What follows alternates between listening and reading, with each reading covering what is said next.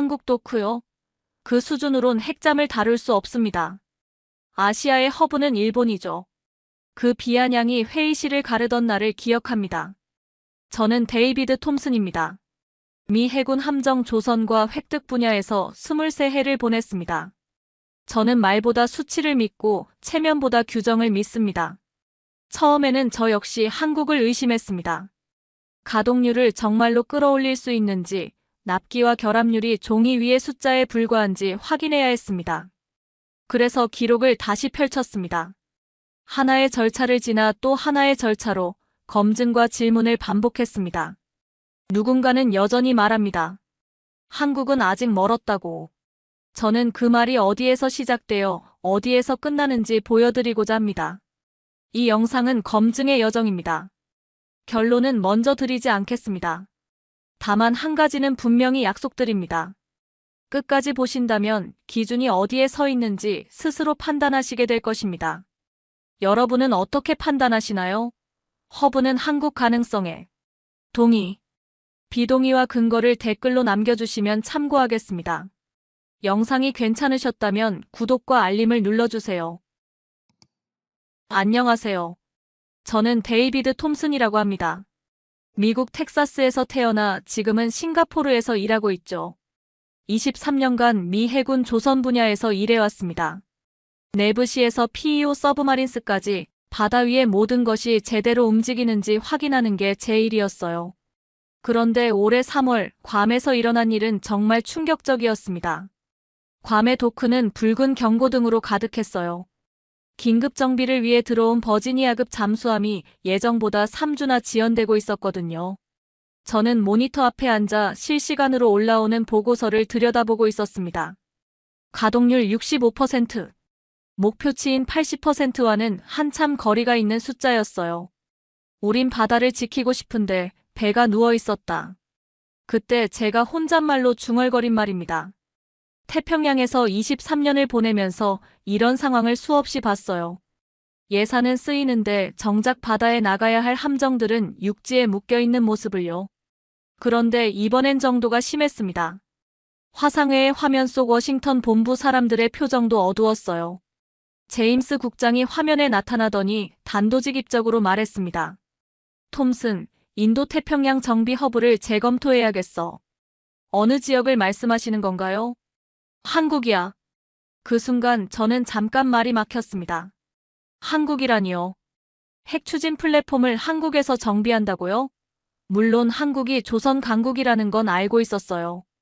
하지만 우리 해군의 핵심 자산을 맡길 수 있을까 하는 의문이 들었거든요.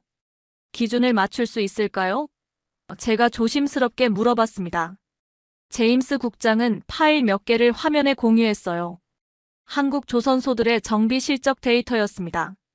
결합률 0.12%, 납기 준수율 98.7%. 솔직히 처음엔 믿기지 않았어요. 표본이 적어서 그런 거 아닐까요? 3년간 127건의 데이터야, 톰슨. 숫자는 거짓말을 안 하잖아.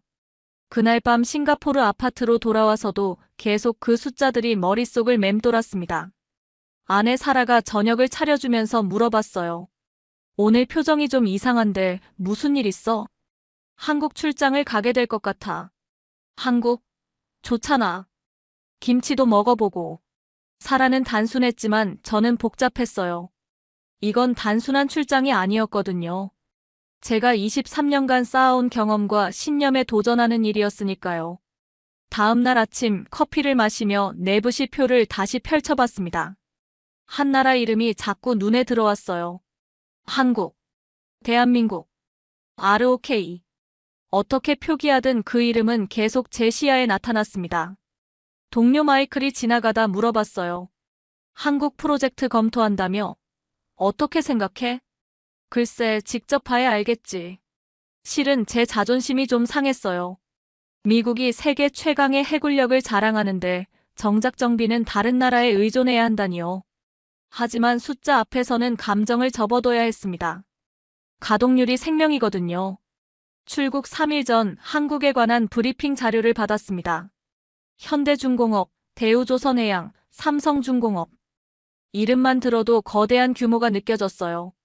그리고 그들의 실적 데이터를 보니 정말 놀라웠습니다. 이건 내 자존심과 맞서는 출장이 될지 모른다. 인천행 항공편을 예약하면서 혼잣말을 했어요.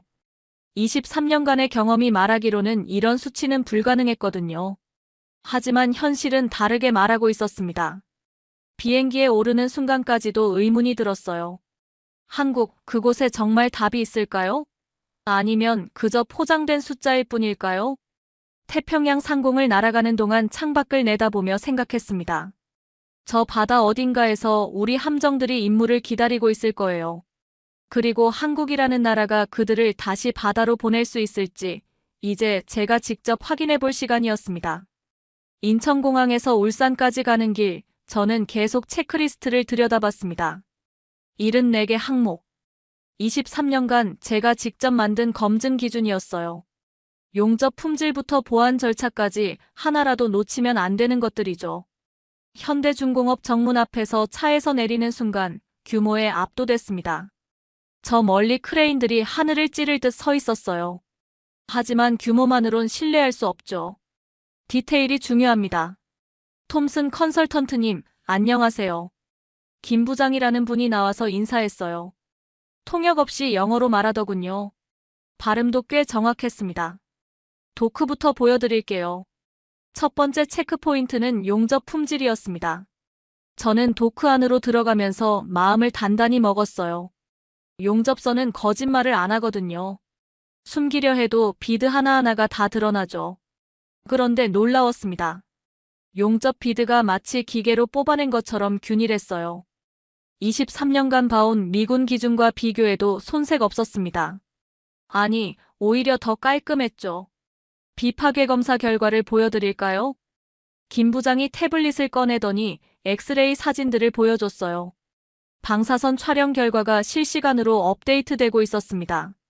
보통은 이런 자료를 보안상 쉽게 공개하지 않는데요. 여긴 숨길 게 없습니다. 다 보여드려요.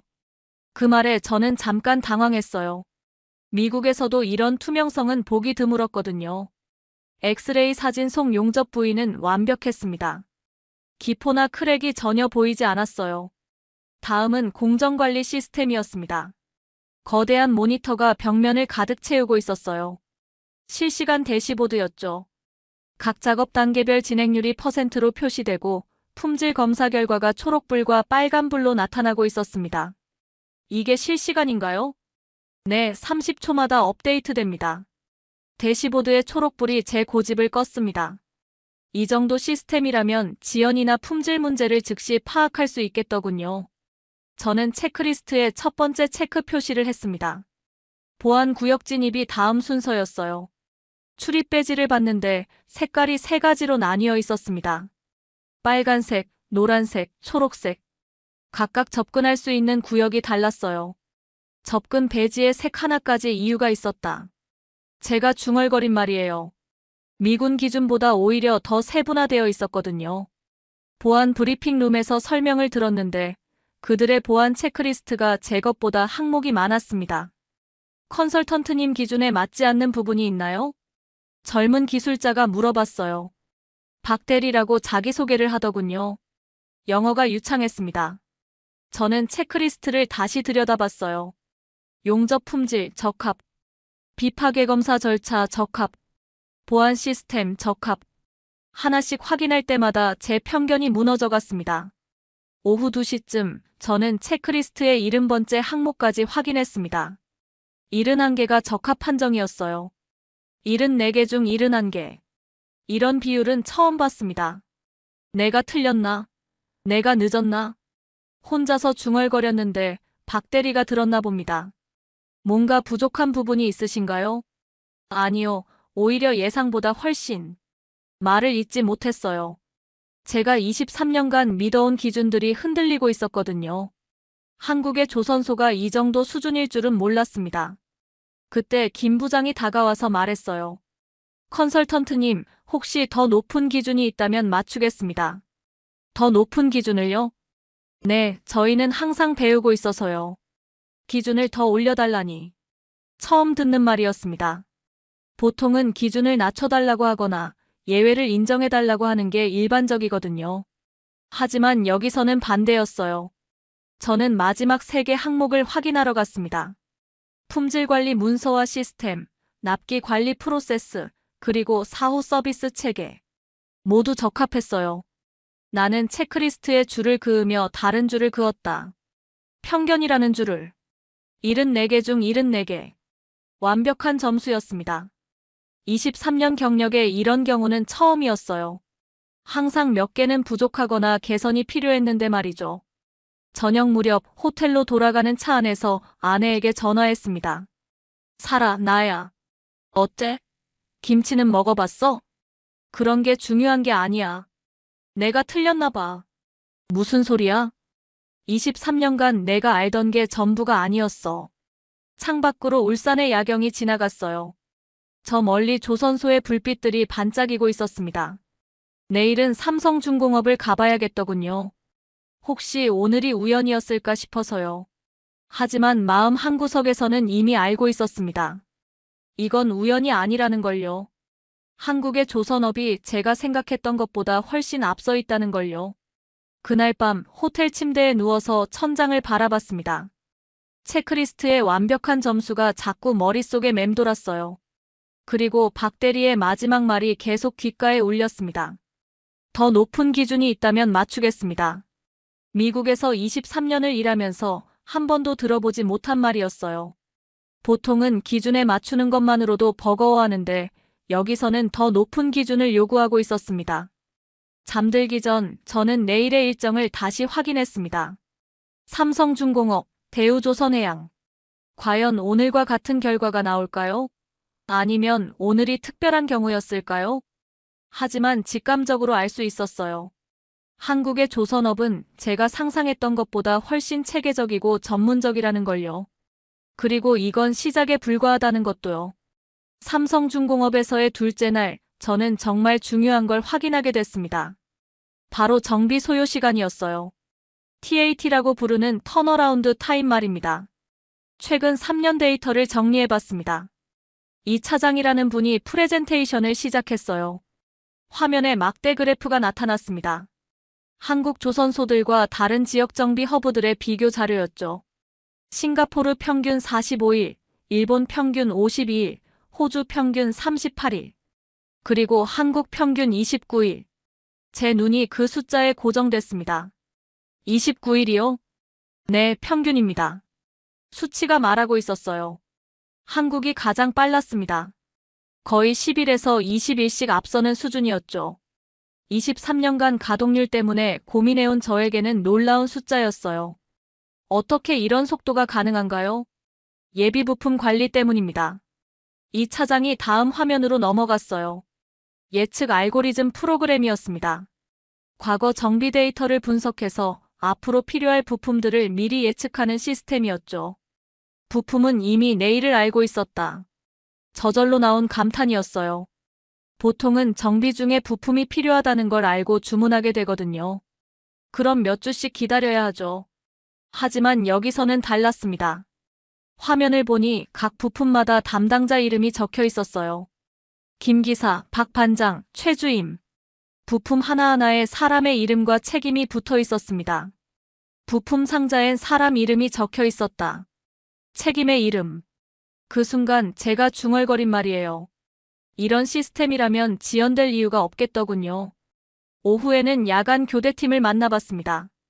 보통 밤 작업은 효율이 떨어지는 게 일반적이거든요. 그런데 여기는 달랐어요. 무사고 1234일. 작업장 입구에 걸린 대형 보드였습니다. 1000일이 넘는 무사고 기록이었어요.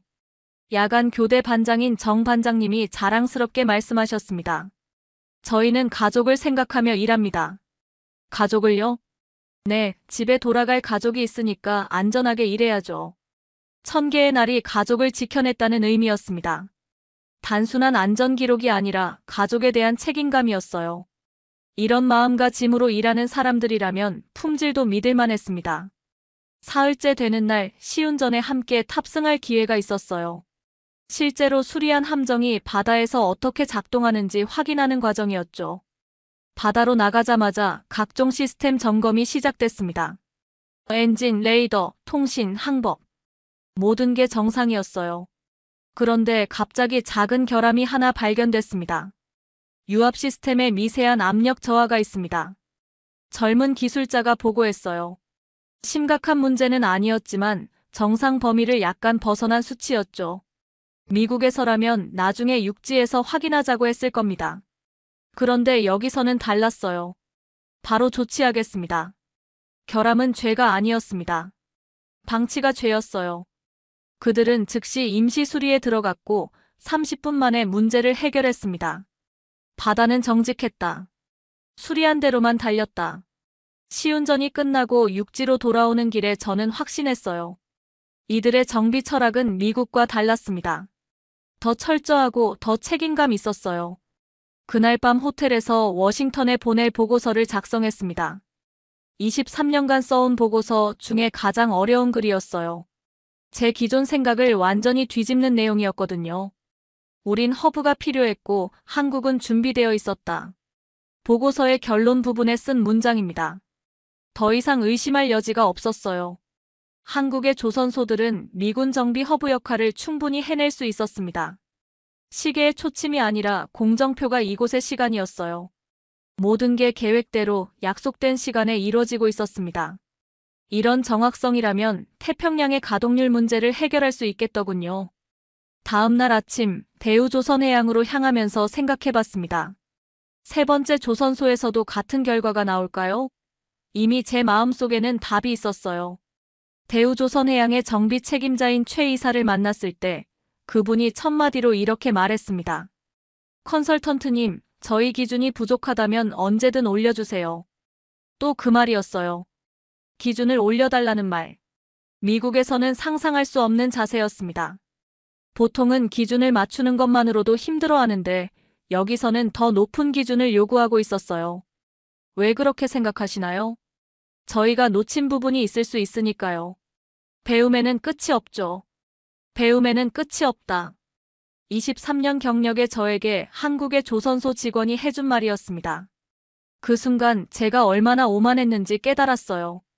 그날 오후 저는 최종 보고서를 마무리했습니다. 나는 내 서명을 준비했습니다. 한국을 태평양 정비 허브로 추천한다는 서명을요. 23년간의 경험과 편견을 모두 내려놓고 쓴 보고서였어요. 숫자가 증명했고 현실이 말하고 있었습니다. 한국은 준비되어 있었어요. 보고서를 바꾸겠다고 마음먹었습니다. 내 생각부터 바꾸고요.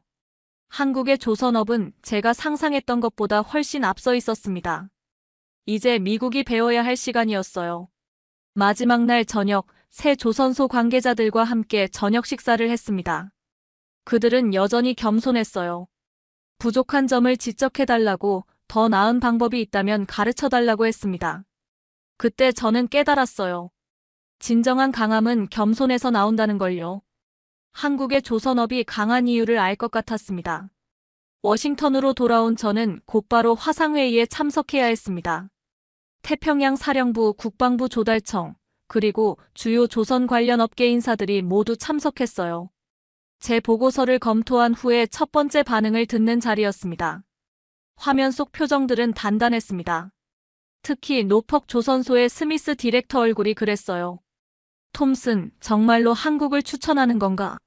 네, 그렇습니다. 미국 내 일자리 문제는 어떻게 생각하나? 첫 번째 벽이었습니다. 미국 내 조선소들의 기득권이었죠. 노퍽, 뉴포트 뉴스, 메어 아일랜드. 수십 년간 해군 정비를 독점해온 곳들이었어요. 스미스 디렉터님, 가동률 수치를 보셨나요? 우리는 현재 65%에서 벗어나지 못하고 있습니다. 하지만 보안상 문제가. 한국의 보안 체크리스트는 우리보다 엄격했습니다. 지도엔 선이 많고 바다엔 길이 많다고 생각했어요. 우리가 고집하는 선 하나가 전체 바다를 막을 수는 없었습니다. 두 번째 벽은 일본이었어요. 도쿄의 사토 제독이 화면에 나타나더니 우려를 표했습니다. 한국 조선소 활용이 일미 동맹에 미칠 영향을 고려했나? 어떤 영향을 우려하시는 건가요? 정보 공유, 역할 분담, 그리고 체면의 문제. 일본은 오랫동안 태평양에서 미군 정비를 지원해왔어요. 갑자기 한국이 주역으로 떠오르는 걸 달가워하지 않았죠. 동맹은 누가 더 오래 기다렸는지가 아니라 누가 더 잘 해내는가였습니다. 제가 단호하게 답했어요. 동맹은 배려와 실력의 합이어야 했습니다. 감정적 배려만으로는 태평양을 지킬 수 없었어요. 세 번째 벽이 가장 까다로웠습니다. 핵확산 금지 담당 윌슨 국장이 날카로운 질문을 던졌어요. 핵 추진 플랫폼 주변 지원 시설을 한국에 두는 게 안전한가? 어떤 우려사항이 있으신지요? 기술 유출, 핵물질 접근, 민감한 설계 정보 노출. 질문은 날카로웠고 답은 길어야 했습니다. 저는 준비해온 자료를 화면에 띄웠어요. 한국은 이미 원자력 발전소 20기를 안전하게 운영하고 있습니다. 국제원자력기구 IAEA의 감시하에 30년간 무사고 기록을 유지했죠. 하지만 핵 추진은 다르지 않나? 맞습니다. 하지만 우리가 제안하는 건 핵 추진부 정비가 아닙니다. 재래식 시스템 정비예요. 추진부는 여전히 미국에서 담당합니다. 윌슨 국장의 표정이 조금 누그러졌어요. 제가 계속 설명했습니다. 비확산은 원칙이고 우리는 그 원칙을 존중했습니다. 한국 제안은 그 원칙 안에서 가동률을 높이는 방안이에요. 정책은 감정이 아니라 근거 위에 서야 했습니다. 저는 3일간 한국에서 수집한 모든 데이터를 제시했어요. 품질 지표, 보안 체계, 납기 준수율, 가격 경쟁력. 30분간 이어진 질의응답이 끝나갈 무렵 제임스 국장이 입을 열었습니다. 톰슨, 리스크는 없나? 없다고 할 수는 없습니다. 하지만 관리 가능한 수준입니다. 근거는? 저는 마지막 카드를 꺼냈어요. 한국 조선소들의 글로벌 프로젝트 실적이었습니다. 한국은 이미 영국 해군의 차세대 구축함 정비를 담당하고 있습니다. 호주 해군의 잠수함 부품 공급도 하고 있고요. 우리만 고민하는 게 아니에요. 회의실이 조용해졌어요. 모두가 화면 속 데이터를 들여다보고 있었습니다. 스미스 디렉터가 먼저 입을 열었어요. 파일럿 프로그램으로 시작한다면 어떨까? 파일럿요? 소규모로 시작해서 검증해보는 거야. 한 척 정도. 제임스 국장이 고개를 끄덕였어요. 작게 시작하되 크게 보자는 얘기군. 파일럿은 작은 배지만 길을 열었습니다. 모든 변화는 작은 시작에서 비롯되는 법이었어요. 일본의 사토 제독도 조건부로 동의했습니다. 정보 공유 체계만 확실히 한다면. 윌슨 국장은 마지막까지 신중했어요. IAEA와 사전 협의는 필수입니다. 당연히 그렇게 하겠습니다. 회의가 끝나고 저는 혼자 남아서 메모를 정리했어요. 리스크와 대응책들을요. 이제 시작이었습니다. 파일럿 프로그램의 성공이 전체 프로젝트의 운명을 좌우할 거였어요. 그날 밤 사라에게 전화했습니다. 어떻게 됐어? 파일럿으로 시작하기로 했어. 그럼 성공한 거네. 절반만. 진짜 게임은 이제 시작이야. 창밖으로 포토맥 강이 보였어요. 저 멀리 펜타곤의 불빛이 반짝이고 있었습니다. 내일부터는 파일럿 프로그램 설계에 들어가야 했어요. 한국의 조선소들은 준비되어 있었습니다. 이제 우리가 준비될 차례였어요. 23년간의 관성을 깨고 새로운 가능성을 받아들일 준비 말이에요. 마지막으로 제가 작성한 파일럿 범위 문서를 다시 한번 점검했습니다. 버지니아급 잠수함 한 척, 재래식 시스템 정비 6개월 기간. 작은 시작이지만 의미는 컸어요. 태평양의 가동률을 바꿀 첫걸음이었으니까요. 파일럿 프로그램이 시작되고 첫 주 가장 중요한 작업이 있었습니다. 바로 미국 규격과 한국 표준을 맞추는 일이었어요. 현대중공업 회의실에 양측 기술진이 모였습니다. 미 측에서는 노퍽 조선소의 존슨 수석기사와 제가, 한국 측에서는 김 부장과 이 차장이 참석했어요. 테이블 위에는 두껍디 두꺼운 매뉴얼들이 놓여 있었습니다. 미군 표준 MIL-SPC과 한국 산업 표준 KS. 언뜻 보면 완전히 다른 체계처럼 보였어요. 이걸 어떻게 맞추지? 존슨이 중얼거렸습니다. 30년 경력의 베테랑이었지만 이런 작업은 처음이라고 했어요. 김 부장이 태블릿을 꺼내더니 말했습니다. 대조 테이블을 만들어봤습니다. 화면에 나타난 건 정말 놀라운 작업물이었어요. 미군 규격 항목 하나하나에 대응하는 한국 표준을 찾아서 매칭한 거였습니다. 표 하나를 맞추는데 필요한 건 자존심이 아니라 겸손이었어요. 양쪽 모두 자기 방식을 고집하지 않고 공통분모를 찾으려 했습니다. 서로의 언어가 같은 숫자에 닿았다. 3시간 만에 대조 테이블이 완성됐을 때 제가 한 말이에요. 용접 온도, 압력 테스트, 재료 강도. 표기법은 달랐지만 본질은 같았습니다. 이튿날부터 본격적인 합동 작업이 시작됐어요. 미측 품질 담당 3명, 한국 생산 담당 5명, 해군 운용 담당 2명으로 혼합팀을 만들었습니다. 첫날 밤 야간 점검을 함께 했는데요. 처음엔 서로 어색했어요. 언어도 다르고 작업 방식도 달랐거든요. 하지만 공구를 함께 다루기 시작하면서 분위기가 바뀌었습니다. 공구의 금속 냄새가 팀워크의 냄새로 바뀌었어요. 밤은 짧았고 어깨는 가까웠다. 그날 밤 제가 일기에 쓴 말입니다. 말은 통하지 않아도 몸짓과 시선으로 소통했어요. 숙련된 기술자들의 공통 언어가 있었습니다. 사흘째 되는 날 예상치 못한 일이 벌어졌어요. 시스템 점검 중에 결함 17건이 발견된 거였습니다. 보통이라면 하루 이틀은 걸릴 일이었어요. 그런데 혼합팀의 대응이 달랐습니다. 당일 조치 가능한가? 존슨이 물어봤어요. 해보겠습니다. 한국 측 팀장인 박 과장이 답했습니다. 그러더니 즉시 재발 방지 루프를 가동했어요.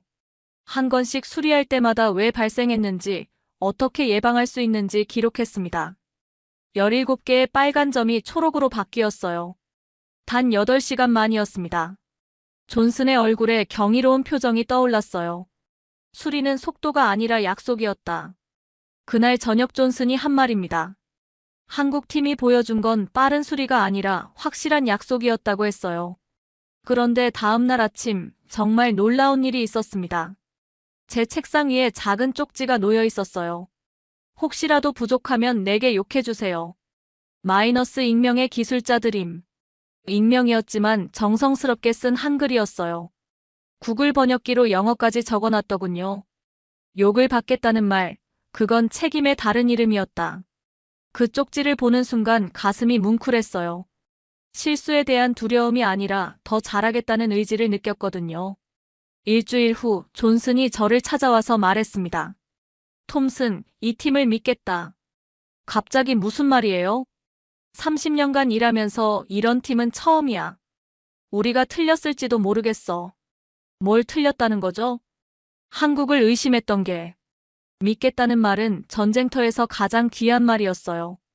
베테랑 정비사의 입에서 나온 그 말이 모든 걸 바꿨습니다. 그날 밤 저는 워싱턴에 중간 보고서를 보냈어요. 파일럿 프로그램 진행 상황과 초기 성과를 담은 보고서였습니다. 나는 이 밤을 보고서에 어떻게 적을까 고민했다. 숫자로는 표현할 수 없는 변화들이 있었거든요. 신뢰, 협력, 상호 존중. 이런 것들은 수치로 나타낼 수 없었습니다.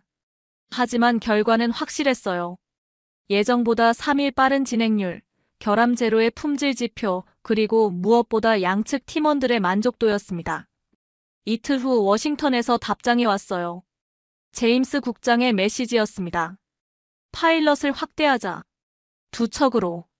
작은 기적이 더 큰 기적을 불러온 순간이었어요. 한국과 미국의 기술자들이 함께 만들어낸 성과가 인정받은 거였습니다. 그날 저녁 혼합팀 전체가 모여서 간단한 회식을 했어요. 한국식 삼겹살에 미국식 맥주를 곁들인 특별한 저녁이었습니다. 존슨이 건배사를 제안했어요. 다른 나라 사람들이지만 같은 바다를 지키는 동료들에게. 모두가 잔을 들었습니다. 국경을 넘어선 팀워크였어요.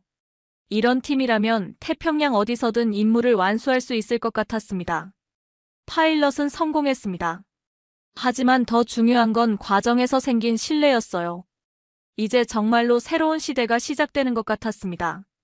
파일럿 프로그램이 순조롭게 진행되던 3주째 예상치 못한 위기가 닥쳤습니다. 핵심 부품 하나가 제때 도착하지 않은 거예요.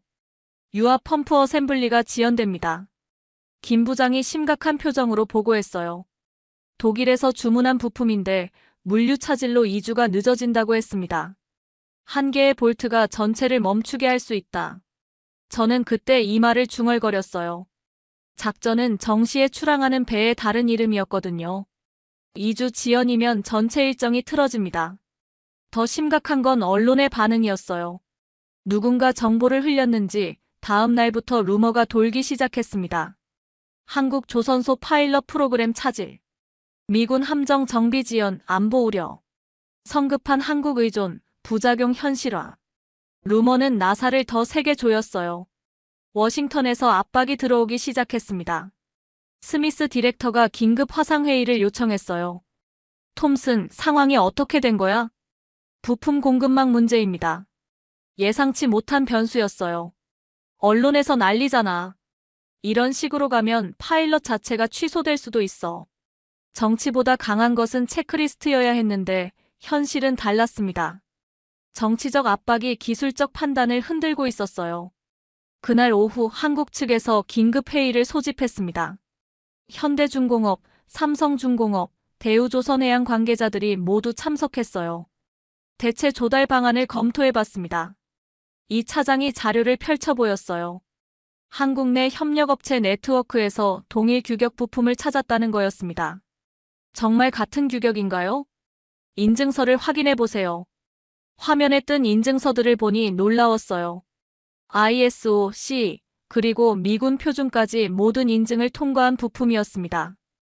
규격을 통과한 부품은 국적이 없었다. 그 순간 제가 깨달은 바였어요. 중요한 건 어느 나라 제품인가가 아니라 규격에 맞는가였습니다. 한국 측은 즉시 부품 조달에 들어갔어요. 24시간 만에 부품이 현장에 도착했습니다. 독일 부품보다 더 빨리요. 하지만 진짜 시험은 지금부터였어요. 대체 부품으로 조립하고 테스트를 통과해야 했거든요. 밤 10시부터 리워크가 시작됐습니다. 한미 혼합팀이 모두 투입됐어요. 존슨도 직접 작업복을 입고 나왔습니다. 이번엔 정말 중요해. 존슨이 말했어요. 한 번의 실패가 전체 프로그램을 무너뜨릴 수 있는 상황이었거든요. 새벽 2시 조립이 완료됐습니다. 이제 시운전만 남았어요. 하지만 바다는 새벽 5시가 되어야 잔잔해진다고 했습니다.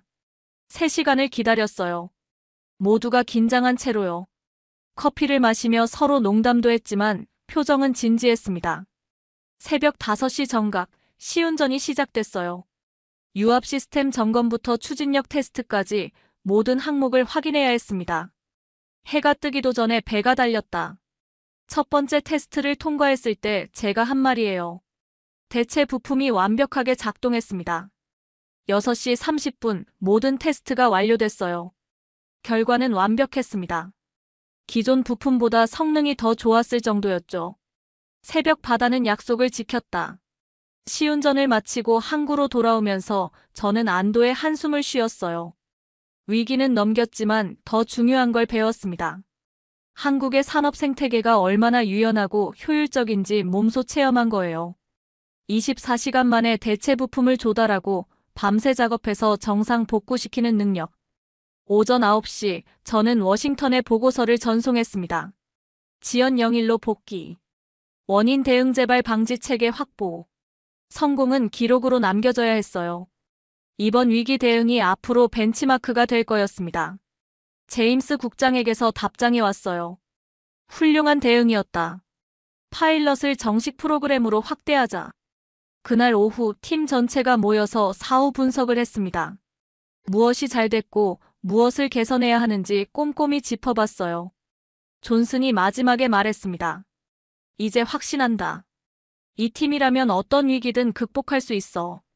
위기는 팀을 더 단단하게 만들었어요. 이론이 아니라 실전에서 검증된 신뢰였습니다. 그날 밤 호텔에서 사라에게 전화했어요. 위기가 있었지만 잘 넘겼어.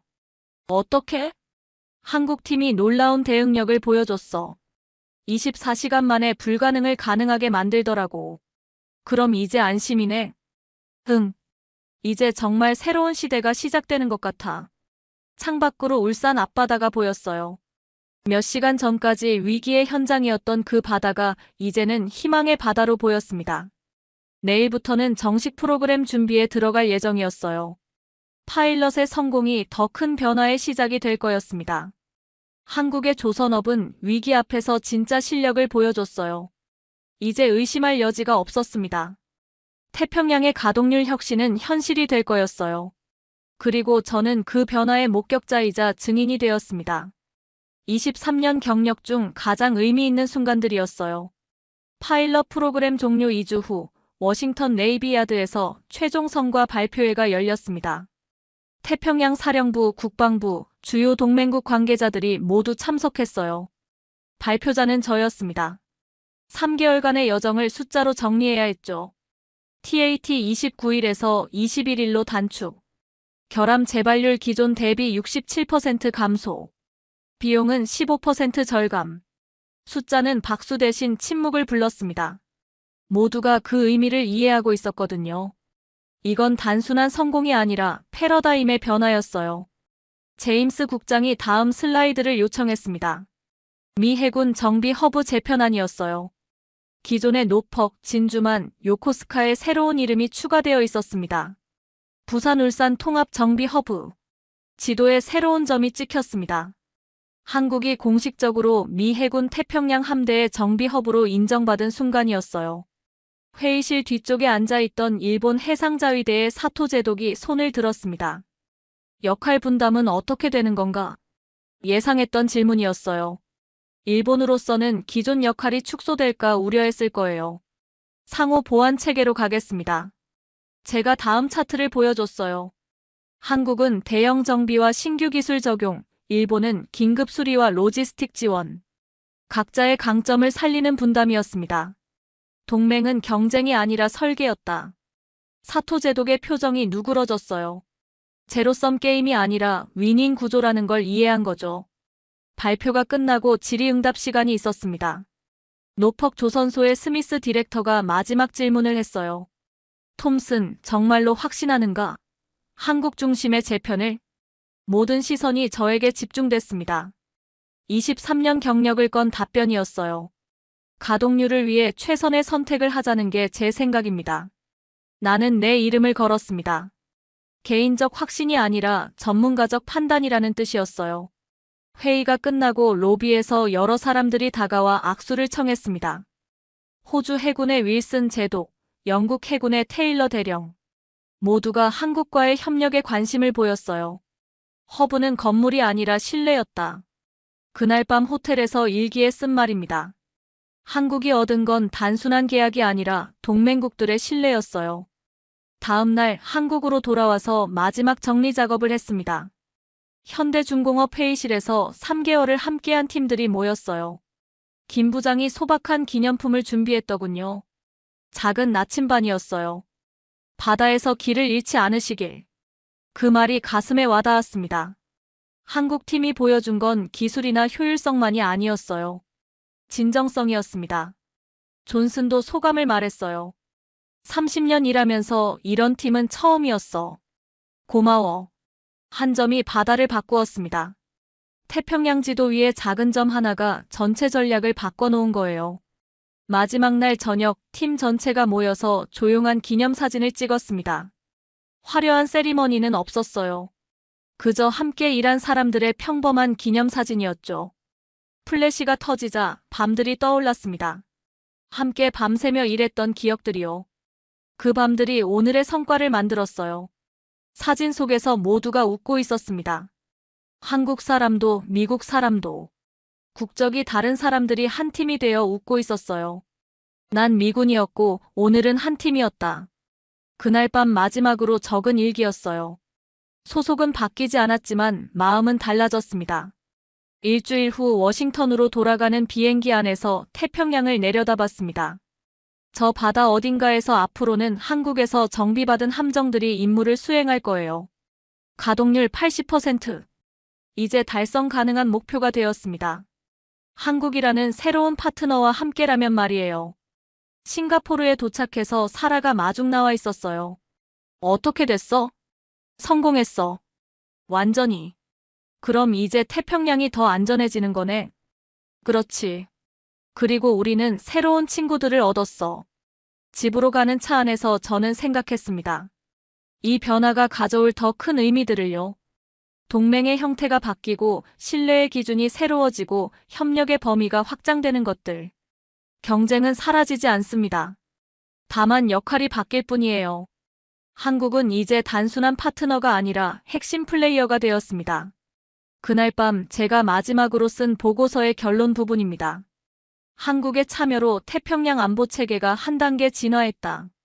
이는 기술의 승리이자 신뢰의 승리다. 3개월 전만 해도 상상할 수 없었던 변화였어요. 하지만 현실이 되었습니다. 숫자가 증명했고 사람들이 인정했어요. 이제 정말로 새로운 시대가 시작되었습니다. 한국이 태평양의 중심에 서는 시대일까요? 저는 그 역사적 순간의 목격자가 되었고 작은 역할을 했습니다. 23년 경력 중 가장 보람있는 일이었어요. 태평양은 이제 더 안전해질 겁니다.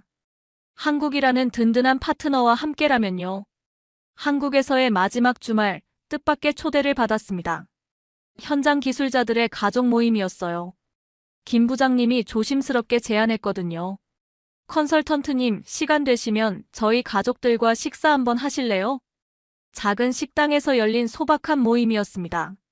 박 과장님 가족, 최 반장님 가족, 그리고 젊은 기술자 이씨 가족까지. 총 15명 정도였어요. 아이들이 많았습니다. 초등학생부터 고등학생까지. 아빠가 어떤 일을 하는지 궁금해하는 눈빛들이었어요. 아저씨, 우리 아빠가 배 고치는 거 맞아요? 최 반장님의 막내딸이 물어봤습니다. 8살 정도 되어 보이는 아이였어요. 맞아. 아빠가 배를 고쳐서 바다가 더 안전해져. 그럼 아빠가 영웅이네. 가족 사진 속에 바다가 있었습니다. 아이들 미소 뒤로 아버지들의 자부심이 보였어요.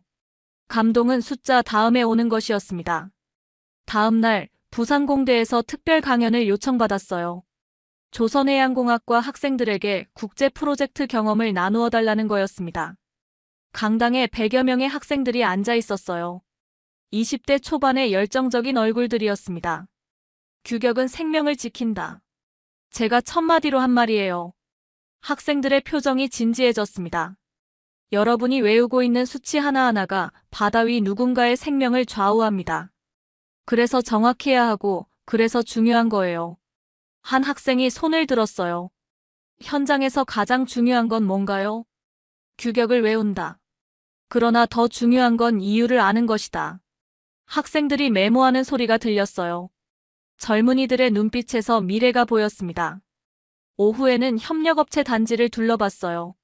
대형 조선소 주변의 중소기업들이었습니다. 정밀 가공, 특수용접, 전자시스템. 각자의 전문 분야에서 최고 수준이었어요. 중소기업 사장 한 분이 말씀하셨습니다. 덕분에 일자리가 늘었어요. 젊은 친구들이 돌아오고 있어.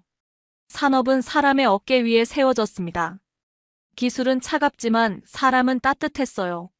하청이 아니라 동맹이었습니다. 마지막 날 장기 계약 논의가 있었습니다.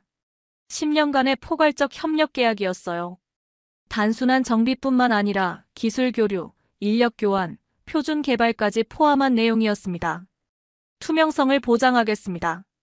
한국 측 대표가 강조한 말이었어요. 모든 공정을 공개하고 품질 데이터를 실시간으로 공유하겠다는 약속이었습니다. 상호 교육 프로그램도 만들어보죠. 제가 제안했어요. 한국 기술자들이 미국에서 배우고 미국 기술자들이 한국에서 배우는 시스템이었습니다. 우린 더 오래, 더 투명하게 함께할 것이었습니다. 일회성 프로젝트가 아니라 지속적 파트너십이었어요. 그날 밤 호텔에서 마지막 정리를 했습니다. 수천 마지막 페이지에 소감을 적었어요.